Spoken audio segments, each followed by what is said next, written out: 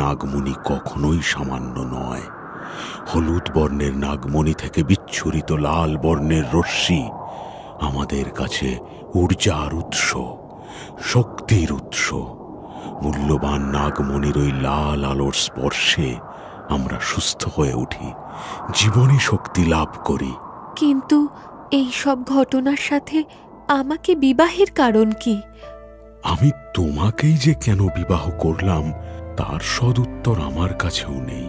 তবে আমার বিশ্বাস, মানুষের হাতেই যখন নাগমণি পড়েছে, তখন মানুষের হাত ধরেই হয়তো নাগমণি আমি আবার ফিরে পাব।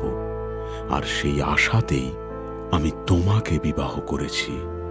যদি মানুষ হিসেবে নাগমণির সন্ধানে তোমার কাছ থেকে কিছু সাহায্য পাই, সেই আশাতেই জোর করে তোমাকে বিবাহ করেছি।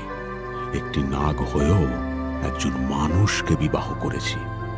তবে নাগমণি ফিরে পেলেই আমি তোমাকে সমস্ত রকম বন্ধন হতে মুক্ত করে দেব। আর যদি কোনোদিনও আপনি নাগমণি ফিরে না পান, তাহলে সারা জীবন আপনার স্ত্রী হয়ে থাকতে হবে।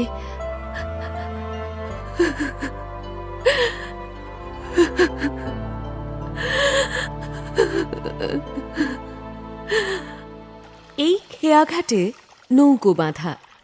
রত্ন ব্যবসায়ী ধীরুনাথের পুত্র অরুণ কুমার রাস্তা দিয়ে হেঁটে নদীর খেয়াঘাটের দিকে একাই আসছিলেন।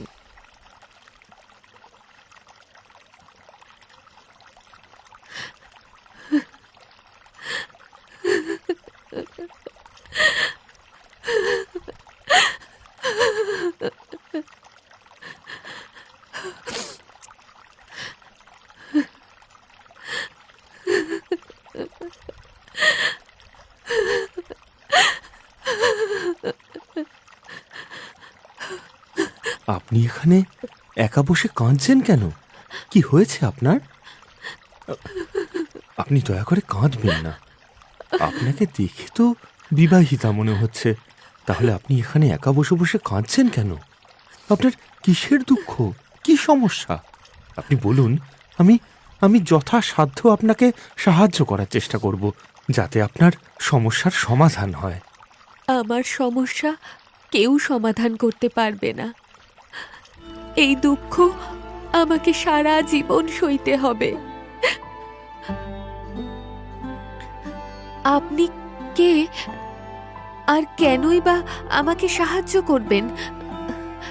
আমি রত্ন ব্যবসায়ী ধীরুনাথের পুত্র অরুণ কুমার।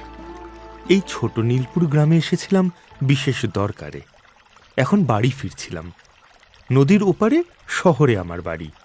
আমি মনে করি নারীর সম্মান রক্ষা করা, তাদেরকে বিপদের হাত থেকে উদ্ধার করা একজন পুরুষের কর্তব্য। আর সেই কর্তব্যবোধ থেকেই আপনাকে সাহায্য করতে চাই।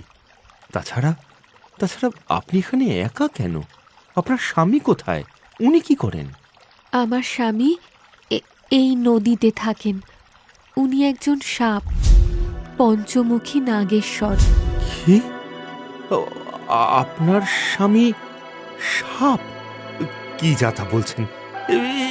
এটা তো অসম্ভব। হ্যাঁ, আর এই অসম্ভবটা আজ আমার জীবনের চরম বাস্তব। কিন্তু সাপকে আপনি বিবাহ করলেন কেন? বাধ্য হয়ে। আপনার কি এমন বাধ্যবাধকতা ছিল যে মানুষ হয়ে একটি সাপকে বিবাহ করতে হলো? ওই সাপটিকে মেরে ফেললেই তো আপনার সমস্যার সমাধান হয়ে যায়। না না, নাগেশ্বরকে মারবেন না। উনি একদিন আমার জীবন বাঁচিয়েছিলেন, আর উনিও আমার মতোই সমস্যায় আছেন। আমি তো আপনার কোনো কথাই বুঝতে পারছি না। দয়া করে আপনার কথা আমাকে বিস্তারিত বলুন। সে এক দীর্ঘ কাহিনী। আমি আপনার ও নাগেশ্বরের অতীত কাহিনী শুনতে আগ্রহী। আপনি বলুন। তারপর সাবর্ণী অরুণ কুমারকে তাঁর এবং পঞ্চমুখী নাগেশ্বরের সমস্ত অতীত কাহিনী শোনাতে লাগলেন।